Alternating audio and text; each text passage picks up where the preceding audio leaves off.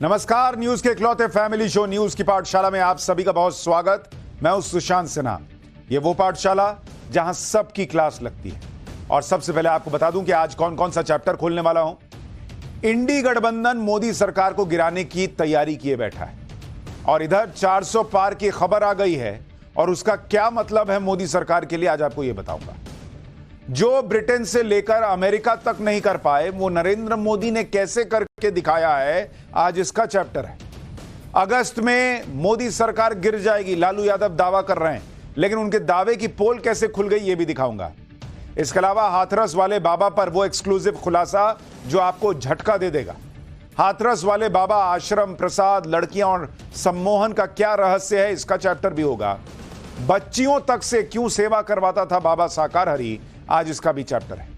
इसके अलावा बेटे की शादी से 8 दिन पहले मुकेश अंबानी ने वो किया कि सब हैरान। 12 जुलाई मुकेश अंबानी के बेटे की शादी में वो होगा जो कभी ना हुआ, आज इसका चैप्टर भी है। और फिर एक बड़ा इंटरेस्टिंग चैप्टर है, चीन का वो हथियार जिसने पृथ्वी के घूमने की स्पीड बदल दी है। ये चीन वाले भाई लोग कुछ भी कर सकते हैं। भारत के खिलाफ किस वॉर की तैयारी कर रहा है चीन, आज ये भी दिखाऊंगा। और वो काम जो चीन में हुआ है लेकिन आपका वजन यहां बढ़ गया है, उसका चैप्टर भी होगा। लेकिन पहले दिन भर की बड़ी खबरों का रिवीजन, उसके बाद पहला चैप्टर।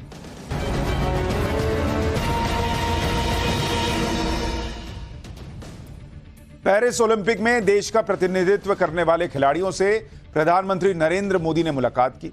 पीएम ने बातचीत में खिलाड़ियों का हौसला बढ़ाते हुए कहा कि खिलाड़ी तिरंगे के लिए जान लड़ा देते हैं। ओलंपिक स्क्वाड से चर्चा के दौरान नीरज चोपड़ा से पीएम मोदी ने कहा कि चूरमा कब खिलाओगे भाई। वहीं एथलीट प्रियंका गोस्वामी से उन्होंने पूछा कि आपके बालकृष्ण कहां हैं। तिहाड़ जेल में बंद कश्मीर के नेता शेख अब्दुल रशीद और असम की डिब्रूगढ़ जेल में बंद खालिस्तान समर्थक अमृतपाल सिंह ने आज सांसद पद की शपथ ली। अब्दुल रशीद को शपथ लेने के लिए तिहाड़ जेल से 2 घंटे की पैरोल मिली थी। वहीं अमृतपाल सिंह को 4 दिन की पैरोल मिली है। राशिद और अमृतपाल की संसद भवन में हुए शपथ ग्रहण की फोटो सामने नहीं आई। दिल्ली शराब घोटाले से जुड़े भ्रष्टाचार के मामले में अरविंद केजरीवाल की जमानत याचिका पर आज दिल्ली हाईकोर्ट में सुनवाई हुई। केजरीवाल के वकील ने कहा कि इस मामले में अभी 4 लोगों को जमानत मिल चुकी है। उन्होंने कहा कि अरविंद केजरीवाल के भागने का खतरा नहीं है, वो आतंकवादी नहीं है। पूरे मामले में दिल्ली हाईकोर्ट ने सीबीआई को नोटिस भेजा है और अब मामले की अगली सुनवाई 17 जुलाई को होगी। बागेश्वर धाम के पीठाधीश्वर पंडित धीरेन्द्र शास्त्री पर आपत्तिजनक टिप्पणी करना बाबा पंडोखर सरकार को भारी पड़ता नजर आ रहा है। जबलपुर हाईकोर्ट ने नरसिंहपुर पुलिस को पंडोखर सरकार के खिलाफ एफआईआर दर्ज करने का आदेश दिया है। याचिकाकर्ता ने पंडोखर सरकार पर पंडित धीरेन्द्र शास्त्री और उनके परिवार पर आपत्तिजनक टिप्पणी करने का आरोप लगाया था। तेलंगाना में चंद्रशेखर राव की पार्टी बीआरएस को एक बार फिर बड़ा झटका लगा है। बीआरएस के 6 एमएलसी मुख्यमंत्री रेवंत रेड्डी की मौजूदगी में कांग्रेस की सदस्यता लेते दिखे। पिछले साल हुए विधानसभा चुनाव में बीआरएस की हार के बाद 6 विधायकों समेत कई नेता पार्टी छोड़ चुके हैं।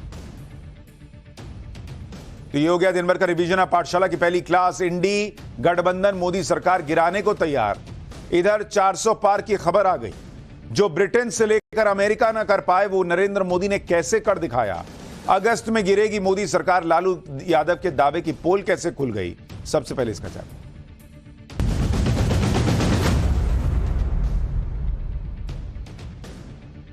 जब से नरेंद्र मोदी ने तीसरी बार चुनाव जीता और प्रधानमंत्री बने, तब से इंडी गठबंधन यही ख्याली पुलाव पका रहा है। बॉस, ये सरकार तो गिर जाएगी, इसको तो गिरा देंगे, ये सरकार नहीं चलने वाली। पहले तो इंडी गठबंधन ने बहुत जोर भी लगाया कि नरेंद्र मोदी तीसरी बार प्रधानमंत्री ही ना बन पाए। लेकिन जब नरेंद्र मोदी ने तीसरी बार भी शपथ ले ली और सरकार बनाकर दिखा दिया, तो अब इंडी गठबंधन इस चक्कर में है कि यह सरकार जैसे तैसे तो गिरा ही देनी। इसके लिए इंडी गठबंधन वाले महीने और तारीखें भी बता रहे थे कि कब यह सरकार गिर जाएगी। लेकिन इधर इंडी गठबंधन मोदी सरकार गिराने की तैयारी ही करता रहा। उधर 400 पार की एक ऐसी खबर आ गई जिसने सबको हैरान भी कर दिया और नरेंद्र मोदी की ताकत भी बता दी। जो ब्रिटेन से लेकर अमेरिका नहीं कर पाए वो नरेंद्र मोदी ने कैसे करके दिखाया है, यह सब आपको आगे विस्तार से बताऊंगा। लेकिन पहले देखिए कि प्रधानमंत्री नरेंद्र मोदी को चुनाव जीते 1 महीना हो चुका है, लेकिन इस 1 महीने में एक इकोसिस्टम बार बार यह नैरेटिव बना रहा है कि नरेंद्र मोदी की तो नैतिक हार हो गई। वो तो 1/3 प्रधानमंत्री हैं, क्योंकि उनकी सरकार नायडू नीतीश के कंधों पर है। मतलब ये वैसे हो गया कि वर्ल्ड कप भले इंडिया जीत जाए, साउथ अफ्रीका ये कहता फिरे कि इंडिया जो है वो 250 के पार तो मारा नहीं रन, तो नैतिक हार। अरे बॉस, लेकिन ये लोग ये बात इसलिए कर रहे हैं क्योंकि मोदी सरकार में फूट डालने का प्रयास ये सब कर सकें। भाई एक सेंटिमेंट पैदा कर दो कि ये सरकार गिर जाएगी, फिर मोदी सरकार में फूट डालने के प्रयासों को जस्टिफाई भी तो करना है कि भाई हम तोड़फोड़ नहीं कर रहे हैं, ये तो इनको तो जनादेश ही नहीं मिला इसलिए टूटेगी, या इनको तो हट ही जाना चाहिए। जनमत नरेंद्र मोदी को नहीं मिला, ये साबित कर दो किसी तरह। फिर अपने कार्यकर्ताओं को लगातार तीसरी हार के बाद निराश होने से भी तो बचाना है, तो उसके लिए बोलते रहो कि नहीं ये मोदी सरकार गिर जाएगी क्योंकि इसको तो जनादेश नहीं मिला है, इसको तो इसकी मॉरल लॉस है, मॉरल विक्ट्री नहीं हुई है। लेकिन विपक्ष क्या अगस्त तक नरेंद्र मोदी की सरकार गिरा पाएगा या नहीं, इसका सच आपको बताने से पहले आपको दिखाता हूं कि कैसे ब्रिटेन से आई 400 पार की खबर मोदी विरोधियों के लिए असली जवाब है। कैसे सरकार ब्रिटेन में बदली है, लेकिन सबसे पहले ध्वस्त इंडी गठबंधन का मोदी विरोधी एजेंडा हो गया है। दरअसल ब्रिटेन में मौजूदा ऋषि सुनक सरकार अपना चुनाव हार गई। आज ब्रिटेन में आम चुनाव के नतीजे आए। उसने एक बार फिर नरेंद्र मोदी की ही बात को सही साबित कर दिया कि भारत में उनकी जो तीसरी बार चुनावी जीत हुई है वो कोई मामूली जीत नहीं है। जो दुनिया में नहीं हो रहा है वो नरेंद्र मोदी ने करके दिखाया है। क्योंकि आप खुद देखिए कि भारत की तरह ब्रिटेन में भी 5 साल बाद आम चुनाव हुए, लेकिन भारत में नरेंद्र मोदी लगातार तीसरी बार प्रधानमंत्री बन गए। ब्रिटेन में ऋषि सुनक अपनी कुर्सी नहीं बचा पाए। भारत में तो बीजेपी फिर सत्ता में आ गई, लेकिन ब्रिटेन में ऋषि सुनक की कंजर्वेटिव पार्टी बुरी तरह हारी है। भारत में विपक्ष एकजुट होकर, सब मिल ना गए थे भाई, सब मिलके 235 लाए, फिर भी सत्ता हासिल नहीं कर पाए। नरेंद्र मोदी को सबको मिला के भी ज्यादा सीटें 240 आई, लेकिन ब्रिटेन में विपक्ष ने बैठी हुई लेबर पार्टी ने बाजी मार ली। भारत में विपक्ष 10 साल बाद भी सत्ता से दूर है, लेकिन ब्रिटेन में लेबर पार्टी ने 14 साल बाद दोबारा सत्ता में एंट्री कर ली। भारत में लगातार तीसरे चुनाव में उतरी बीजेपी ने अकेले इंडी गठबंधन से ज्यादा 240 सीटें हासिल की, लेकिन ब्रिटेन में सत्ता में रहने वाली कंजर्वेटिव पार्टी को इतिहास की सबसे बुरी हार झेलनी पड़ी। विपक्षी लेबर पार्टी को वहां 400 सीटें आई हैं, 400 पार हो गया वहां मामला, लेकिन यहां का विपक्ष कांग्रेस पार्टी 99 पर ही ऐसे कूद रहे हैं जैसे उन्होंने 400 पार कर लिया। और यही वजह है कि नरेंद्र मोदी ने बार बार यह कहा है कि जब दुनिया में ज्यादातर देशों में सरकारें बदल रही हैं, कोई सत्ता में टिक नहीं पा रहा बॉस, दुनिया में यह हालात हो गए, उस दौर में भी जनता अगर उन पर, नरेंद्र मोदी पर विश्वास जता रही है तो यह कोई मामूली बात नहीं है। अगर नरेंद्र मोदी जवाहरलाल नेहरू के बाद लगातार तीसरी बार प्रधानमंत्री बनने का इतिहास रच रहे भारत में, तो बॉस ये सिर्फ भारत के लिहाज से नहीं, दुनिया में क्या चल रहा है उसको देखिएगा, तब समझ में आएगा कि नरेंद्र मोदी ने कैसे इतिहास दुनिया के लिहाज से भी रचा है।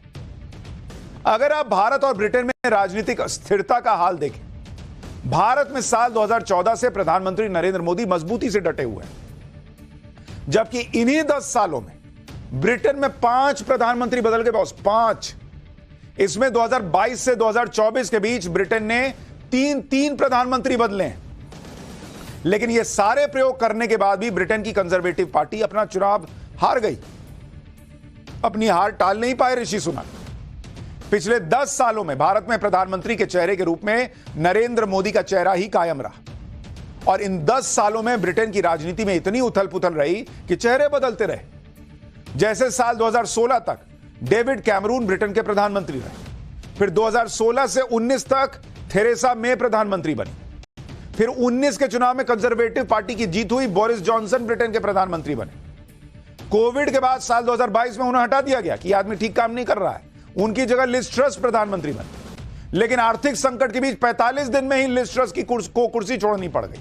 उसके बाद भारतीय मूल के ऋषि सुनक 2022 से 2024 के बीच ब्रिटेन के प्रधानमंत्री रहे, और अब उनकी छीछा लेदर वाली हार हो गई, सुपड़ा साफ हो गया ऋषि सुनक का। यानी कोविड और युद्ध के संकट के बीच दुनिया भर में नेता अपनी कुर्सी नहीं बचा पा रहे, और नरेंद्र मोदी की 50-60 सीटें कम हो गई, तो यहां इकोसिस्टम माहौल बना रहा है कि देश का फैसला तो नरेंद्र मोदी के खिलाफ है। बड़ा बढ़िया, यही चलेगा। इस तरह ही अच्छा, ये खाली ब्रिटेन की बात नहीं है भाई, आप बड़े देशों का, दूसरे बड़े देशों का हाल देखिए। वहां भी सरकारें बदल गई, राष्ट्रपति के चेहरे बदल गए। साल 2014 में जब नरेंद्र मोदी प्रधानमंत्री बने तो अमेरिका में डेमोक्रेटिक पार्टी के बराक ओबामा राष्ट्रपति थे। 17 में अमेरिका में सत्ता बदल गई, रिपब्लिकन पार्टी के डोनाल्ड ट्रंप बन गए। 21 में फिर से सरकार बदल गई, डेमोक्रेटिक पार्टी के जो बाइडेन राष्ट्रपति बन गए। यानी नरेंद्र मोदी के 10 साल प्रधानमंत्री रहते हुए अमेरिका में 2 बार सरकार बदल गई, 3-3 राष्ट्रपति रहे। नरेंद्र मोदी जाते हैं, वही भारत के प्रधानमंत्री रहते हैं, अगली बार जाते हैं तो कोई दूसरा आदमी वेलकम करता है अमेरिका में। यानी जहां भारत में नरेंद्र मोदी ने लगातार 3 चुनाव जीत लिए, वहीं इस दौरान ब्रिटेन में 5 पीएम बदल गए, अमेरिका में 3 राष्ट्रपति बदल गए। और सिर्फ ब्रिटेन और अमेरिका ही क्यों, दूसरे देशों में भी यही हाल है। आप जापान और ब्राजील को देख लीजिए। पिछले 10 सालों में जापान में 3-3 प्रधानमंत्री बदल गए। शिंजो आबे से लेकर फूमियो किशिदा तक जापान के प्रधानमंत्री की कुर्सी पर काबिज हुए। इसी तरह ब्राजील की जनता की साल 2014 से अब तक 4 बार राष्ट्रपति की कुर्सी पर अलग अलग नेताओं को ब्राजील की जनता देख चुकी है, 4 राष्ट्रपति। इसी तरह ऑस्ट्रेलिया में साल 2014 से अब तक 4 प्रधानमंत्री बदल चुके हैं। पड़ोसी मुल्क पाकिस्तान में साल 2014 से अब तक 4 प्रधानमंत्री बदल गए। यह दुनिया में पॉलिटिक्स का हाल हो गया है बॉस। पब्लिक को अपना एक नेता पसंद नहीं आ रहा है।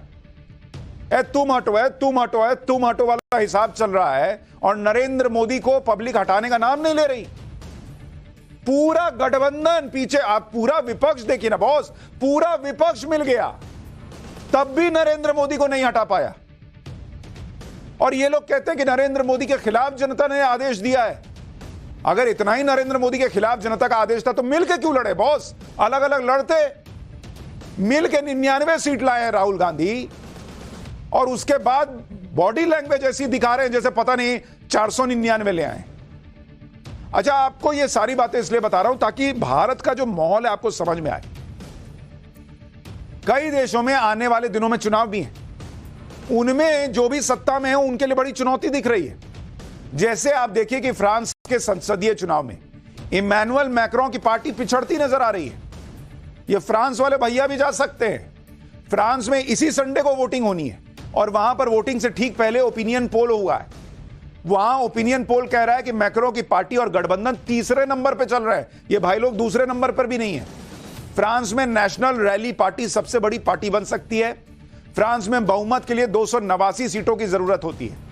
मैक्रों की जो विरोधी नेशनल रैली पार्टी है उसको 289 छोड़िए, उसको 230 सीटें मिल सकती हैं, जबकि मैक्रों की पार्टी और गठबंधन को सिर्फ 130 सीटें मिलने का अनुमान। यानी अगर संडे की वोटिंग में मैक्रों की पार्टी की स्थिति ओपिनियन पोल के मुताबिक ही खराब रही तो उनकी राजनीति फ्रांस में कमजोर पड़ जाएगी। यानी ये भाई भी निपट जाएंगे। आप सोचिए नरेंद्र मोदी ने क्या हासिल किया है 10 साल के बाद भी सत्ता में वापस आकर। दुनिया में क्या माहौल हो रखा है। इसी साल अमेरिका में नवंबर में राष्ट्रपति का चुनाव है भाई। चुनाव से पहले अमेरिका के राष्ट्रपति जो बाइडेन की हालत बहुत खराब है। सर्वे में डोनाल्ड ट्रंप जो बाइडेन से आगे दिख रहे हैं। जो बाइडेन की पार्टी इस पर भी विचार कर रही है कि उनकी जगह उपराष्ट्रपति कमला हैरिस को राष्ट्रपति का उम्मीदवार बना के देखें क्या। लेकिन कमला हैरिस भी सर्वे में डोनाल्ड ट्रंप की लोकप्रियता के मुकाबले बहुत पीछे दिख रही। पिछले 3 सालों में जो बाइडेन की लोकप्रियता का ग्राफ बहुत गिर गया है, इसलिए उनकी अप्रूवल रेटिंग भी जनवरी 2021 में जो 55% थी वो घटकर 37% रह गई। वहीं उनकी डिसअप्रूवल रेटिंग जनवरी 2021 में जो 32% थी वो और 25% बढ़कर 57% हो गई। मतलब लोग कह रहे हैं नहीं चाहिए भाई जो बाइडेन, जो होए सो है, अब तो ट्रंप आएगा। ये वहां माहौल बना हुआ है। यानी जो बाइडेन से भी कुर्सी पे लौटना जो है वो संभव नहीं हो पा रहा। अच्छा, इसके अलावा हाल ही में ट्रंप और जो बाइडेन के बीच में प्रेसिडेंशियल डिबेट हुई थी, जिसके बाद हुए सर्वे में ज्यादातर लोगों ने यह माना कि डिबेट में ट्रंप की जीत हुई है और जो बाइडेन मजबूत नहीं दिखे। वो अपनी बात ही सही से नहीं रख पाए, कई शब्द तक ठीक से बोल नहीं पा रहे थे और उनकी एनर्जी भी डाउन दिख रही थी। अब हमारे यहां तो संसद में बहस के बाद होता नहीं कि राहुल गांधी को आप कितने नंबर देते हैं और यहां नरेंद्र मोदी के भाषण को कितने नंबर देते हैं। यहां तो अपना ही इकोसिस्टम राहुल गांधी को नंबर देके कर देता गजब कर दिए बॉस। अच्छा, इसी तरह आप कनाडा की राजनीति देखिए। वो कनाडा वाले जो भाई साहब हैं जस्टिन ट्रूडो, वो भाई साहब के पैर कांप रहे हैं। वहां अगले साल चुनाव है और चुनाव से पहले जो सर्वे की रिपोर्ट आ रही है कनाडा से, उसमें यही लग रहा है कि कनाडा के प्रधानमंत्री जस्टिन ट्रूडो की भी कुर्सी खतरे में। हाल ही में कनाडा में भी सर्वे हुआ और जस्टिन ट्रूडो की पार्टी को सिर्फ 27% वोट मिलते दिख रहे हैं। इतना खालिस्तान करते हैं, उनके लिए जो है चरणों में गिरे जाते हैं। 27% वोट दिख रहा है सर्वे में, जबकि विपक्षी पार्टी को 41% वोट मिलते दिख रहे हैं। अगर ऐसा ही रिजल्ट रहा तो जस्टिन ट्रूडो भी 10 साल बाद अपनी कुर्सी गंवा देंगे और कनाडा में सरकार बदल जाएगी। जस्टिन ट्रूडो की अप्रूवल रेटिंग भी कम हुई है। अप्रूवल रेटिंग के मुताबिक अभी सिर्फ 30% जनता ही ट्रूडो के पक्ष में, जबकि 63% पब्लिक ने ट्रूडो को नापसंद किया है। आप देखिए दुनिया में क्या चल रहा है और भारत में कैसे नरेंद्र मोदी एक मजबूत सरकार बार बार दिए जा रहे हैं। पूरी दुनिया में सरकारें टिक नहीं पा रही। हालत यह है कि ये नेता नरेंद्र मोदी से मिलते होंगे तो पूछते होंगे कि मोदी जी जरा बताइए कैसे आप लौट आए बॉस, हम लोग से तो नहीं हो रहा है। बड़े बड़े नेता चुनाव हार रहे हैं, लेकिन नरेंद्र मोदी उन चुनिंदा ग्लोबल नेताओं में हैं जो 3 बार से न सिर्फ चुनाव जीत रहे हैं बल्कि पूरी धमक के साथ सरकार चला रहे हैं। 10 साल सरकार चलाने के बाद आज भी नरेंद्र मोदी दुनिया में सबसे ज्यादा अप्रूवल रेटिंग वाले नेता बने हुए हैं। आप नरेंद्र मोदी की अप्रूवल रेटिंग देखिए ना। इसके बावजूद विपक्ष नैरेटिव यह बना रहा है कि इनको तो जनमत नहीं मिला है। अप्रूवल रेटिंग देखिए, अप्रूवल रेटिंग यानी कितनी पब्लिक जो है वो आपको अप्रूव कर रही है कि हां यही ठीक है। नरेंद्र मोदी की अप्रूवल रेटिंग आज भी 70% पे बनी हुई है, 70%। और रैंक दुनिया में रैंक है नंबर 1 बॉस। दुनिया में सबसे ज्यादा अप्रूवल रेटिंग नरेंद्र मोदी की है। किस मुंह से विपक्ष कह रहा है बॉस कि इनकी तो सरकार गिर जाएगी, गिरा देंगे, हम आ जाएंगे, हमको मिला है बहुमत या हमको मिला है जनमत। हमने दुनिया भर का हाल आपको दिखाया, लेकिन सिर्फ दुनिया को ही क्यों देखना भाई? भारत के पड़ोस में नेपाल को ही देख लीजिए। वहां भी सियासी तूफान मचा हुआ है। नेपाल में मौजूदा प्रधानमंत्री पुष्प कमल दहल प्रचंड की कुर्सी खतरे में है, क्योंकि नेपाल में प्रचंड की सरकार पूर्व पीएम ओली की पार्टी के समर्थन से चल रही है। अब ओली की पार्टी ने प्रचंड से समर्थन वापस ले लिया और नेपाली कांग्रेस से हाथ मिला लिया। ओली की पार्टी के समर्थन वापस लेने से प्रचंड की सरकार अल्पमत में आ गई और अब उन्हें बहुमत साबित करना होगा, नहीं तो इस्तीफा देना होगा। आज ब्रिटेन के जो चुनावी नतीजे आए उनसे एक ही बात सामने आ रही है कि दुनिया में ज्यादातर सरकारें इसलिए गिर रही हैं क्योंकि वहां की सरकारें अपने देश को अच्छी तरह से संभाल नहीं पाई। फिर चाहे वो कोविड मैनेजमेंट की बात हो, चाहे महंगाई कंट्रोल की बात हो, चाहे आर्थिक तरक्की की बात हो, चाहे युद्ध को लेकर पॉलिसी की बात हो। पब्लिक को लगा कि नहीं कर पा रहा है भाई, इसको हटाओ। यह इंडिया में नहीं हुआ। दुनिया में इन चुनौतियों के बावजूद अगर नरेंद्र मोदी भारत में लगातार जीत रहे हैं तो इसका सीधा मतलब यह है कि उन्होंने इन चुनौतियों को जिस तरह से भारत में कंट्रोल किया, पब्लिक ने उसको अप्रिशिएट किया। ठीक है, आप गठबंधन बना लिए, जातिगत समीकरण सेट कर लिए, कहीं बीजेपी की गलतियां हुई, कहीं एंटी इनकम्बेंसी, कहीं अंदर भीतर घात हुआ, कहीं किसी ने कुछ किया तो कुछ सीटें कम हो गई, लेकिन मोटे तौर पर देश में नरेंद्र मोदी को सीटें आई। और इसकी वजह रही कि कोविड मैनेजमेंट की दुनिया तारीफ करती है तो पब्लिक को भी दिखता है। महंगाई यूपीए के राज की तरह डबल डिजिट में नहीं जाने दी नरेंद्र मोदी ने। आर्थिक तरक्की दुनिया में सबसे तेजी से भारत की हो रही है। युद्ध को लेकर बैलेंस अप्रोच ने भारत को नुकसान से बचा लिया। दुनिया के दूसरे बड़े देशों में सरकारें गिर रही हैं, सत्ता पलट रही है, सालों से विपक्ष में बैठी पार्टियों का डंका बज रहा है, लेकिन हमारे देश में 10 साल बाद भी विपक्ष जनता का विश्वास हासिल नहीं कर पाया। और शायद यही बात विपक्ष को बुरी तरह चुभ रही है। विपक्ष के लिए यह बात हजम करना बहुत मुश्किल हो रहा है कि जनता ने एक बार फिर उनको नकार दिया। भाई उनको भी तो दिख रहा है ना कि दुनिया भर में विपक्ष सत्ता में आ रहा है और हम यहां सब मिल गए कि तुम भी आओ, तुम भी आओ, अभी मोदी को हरा देंगे। और सब मिलके भी आए तो 235, अब मोदी 240। अब अरे इकोसिस्टम से कुछ भी नैरेटिव बनाए, अंदर तो पता है ना कि भाई हमको नहीं आया। दुनिया में सरकारें जारी, लेकिन हम नहीं कर पाए, हम नहीं मोदी को रोक पाए मिलके भी, तो अंदर अंदर तो चुभ रहा होगा, पिन लग रहा होगा। और इसी बौखलाहट में विपक्ष इस कदर नरेंद्र मोदी से चिढ़ा हुआ है कि इंडी गठबंधन के बड़े नेताओं ने नरेंद्र मोदी को प्रधानमंत्री बनने की बधाई तक नहीं दी। इंडी गठबंधन बार बार उन्हें 1/3 प्रधानमंत्री कहकर बौखलाहट दिखाता है। यह माहौल बनाता है कि भले नरेंद्र मोदी सत्ता में आ गए लेकिन जीत विपक्ष की हुई है। नरेंद्र मोदी को कमजोर साबित करने की कोशिश हो रही है कि वो अकेले दम पर पूर्ण बहुमत हासिल नहीं कर पाए, उन्हें नैतिक रूप से इस्तीफा देना चाहिए।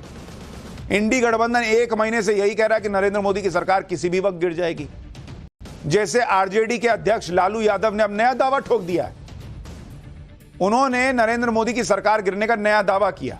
लालू यादव ने तो वक्त भी बता दिया कि अगस्त में नरेंद्र मोदी की सरकार गिर जाएगी। सुनिए लालू यादव क्या कह रहे हैं, फिर आपको बताऊंगा जेडीयू ने लालू के बयान पर क्या कहा है। आप सभी नेताओं से अपील है कि चुनाव कभी कर सकते हैं। दिल्ली की सरकार को सरकार है, दिल्ली के मोदी जी की सरकार बिल्कुल कमजोर है। हो सकता है कि अगस्त में सरकार नहीं है, सरकार समाप्त हो जाए।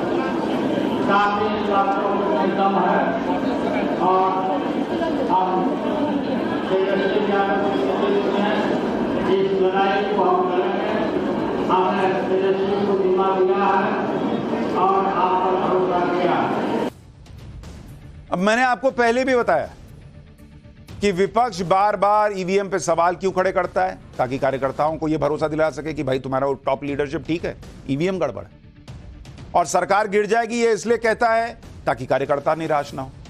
भाई लालू यादव को अपने बेटे के लिए भी तो देखना है। तेजस्वी यादव इतना गठबंधन कर लिया बिहार में, बीजेपी गठबंधन फिर भी 30+ पे रहा। अब किस मुंह से कहेंगे भाई कि तेजस्वी यादव को और आगे बढ़ाना है, तो सरकार गिर जाएगी, इनको तो कुछ नहीं आया। अब वो तो कह रहे हैं, लेकिन जिस जेडीयू पे उनको भरोसा है कि जेडीयू दगा देगी नरेंद्र मोदी को, वही जेडीयू लालू यादव के बयान को हताशा बता रही है। जेडीयू नेता केसी त्यागी ने कह दिया कि लालू यादव तो हताशा में बयान दे रहे हैं। इतना ही नहीं, जेडीयू के नेता ने कह दिया कि एनडीए की सरकार तो 2029 के बाद भी चलेगी। सुनिए केसी त्यागी को, फिर बताऊंगा कि विपक्ष इतना क्यों बौखलाया हुआ है। लालू जी निराशा में हैं। जेडीयू और टीडीपी इस सरकार के 2 मजबूत स्तंभ हैं और ये सरकार 2029 के बाद भी चलेगी। ऐसा ही दावा राहुल गांधी ने भी किया था कि एक छोटी सी गलती से पीएम मोदी की सरकार गिर जाएगी। राहुल गांधी को भी लग रहा होगा कि स्पीकर डिप्टी स्पीकर को लेकर एनडीए में कुछ खटपट होगी, लेकिन संसद में वो भी नहीं हुआ, बल्कि संसद में नरेंद्र मोदी के नेतृत्व में एनडीए ज्यादा मजबूत और एकजुट दिखा। स्पीकर पद के लिए कोई खटपट नहीं हुई। नरेंद्र मोदी ने जिनके नाम पर मुहर लगाई वही ओम बिरला स्पीकर बने। डिप्टी स्पीकर के पद को लेकर भी एनडीए में कोई मारामारी नहीं दिख रही। उल्टा स्पीकर के चुनाव में इंडी गठबंधन की एकता की पोल खुल गई। टीएमसी ने तो खुलकर कांग्रेस से नाराजगी जता दी। और जहां तक एनडीए की एकता की बात है तो एनडीए में कोई खलबली नहीं दिख रही। नरेंद्र मोदी के सबसे बड़े सहयोगी टीडीपी के चंद्रबाबू नायडू 2 दिन से दिल्ली में रहे। उन्होंने प्रधानमंत्री नरेंद्र मोदी से लेकर कई बड़े मंत्रियों से मुलाकात की। सूत्र बता रहे हैं कि चंद्रबाबू नायडू को आंध्र प्रदेश के लिए जो आर्थिक मदद चाहिए, इसके लिए वो दिल्ली में केंद्रीय मंत्रियों से मिल रहे हैं। यानी चंद्रबाबू नायडू का पूरा फोकस आंध्र प्रदेश पर है। इसके लिए उन्हें प्रधानमंत्री नरेंद्र मोदी की मदद चाहिए होगी और इसलिए चंद्रबाबू नायडू सरकार में कोई खेल करेंगे, इसकी गुंजाइश फिलहाल तो दूर दूर तक नहीं दिखती। दूसरी बात, आप ये देखिए कि संसद सत्र के दौरान प्रधानमंत्री नरेंद्र मोदी ने एनडीए में शामिल अलग अलग पार्टियों के सांसदों से अलग अलग मुलाकात की। यानी नरेंद्र मोदी भी विपक्ष को बार बार यह बता रहे हैं कि एनडीए परिवार एकजुट है और वो अपने सहयोगियों को साथ लेकर चल रहे हैं, ताकि विपक्ष को फूट डालने का मौका ही ना मिले। एक तरफ विपक्ष है जो अपने दम पर तो सरकार बना नहीं पाया, अब इस उम्मीद में बैठा है कि किसी तरह नरेंद्र मोदी के गठबंधन में कुछ खेल हो जाए तो उनकी किस्मत चमके। मतलब विपक्ष का सिलेक्शन टीम में नहीं हुआ, अब वो इस फिराक में है कि नरेंद्र मोदी का पैड गायब कर दें, नरेंद्र मोदी का बैट गायब कर दें, ये बैटिंग ही ना कर पाए। दूसरी तरफ नरेंद्र मोदी हैं जो विपक्ष के दर्द को यह कहकर और बढ़ा देते हैं कि अभी तो उनकी सरकार के 10 साल हुए हैं, अभी 20 साल और बचे हुए हैं। सुनिए एक बार। क्योंकि उन्होंने बार बार ढोल पीटा था 1/3 सरकार। इससे बड़ा सत्य क्या हो सकता है कि हमारे 10 साल हुए हैं, 20 और बाकी है, 1/3 हुआ है। एक तिहाई हुआ है 2/3 बाकी, और इसलिए उनकी इस भविष्यवाणी को लिए मैं उनके मुंह में घी सकता हूं। यानी फिलहाल की परिस्थितियों को देखकर तो कहीं से नहीं लग रहा कि अगस्त में नरेंद्र मोदी की सरकार गिर जाएगी। दुनिया का माहौल आपको बताया, जिसमें पता चलता है कि नरेंद्र मोदी का सत्ता में लौटना दुनिया में जो चल रहा है उससे बिल्कुल विपरीत दिशा में बहते हुए नरेंद्र मोदी जो है वो ये काम करके दिखा रहे हैं, इतिहास रच रहे हैं एक तरीके से। For more of such videos, do like, share and subscribe to ET Now Swadesh.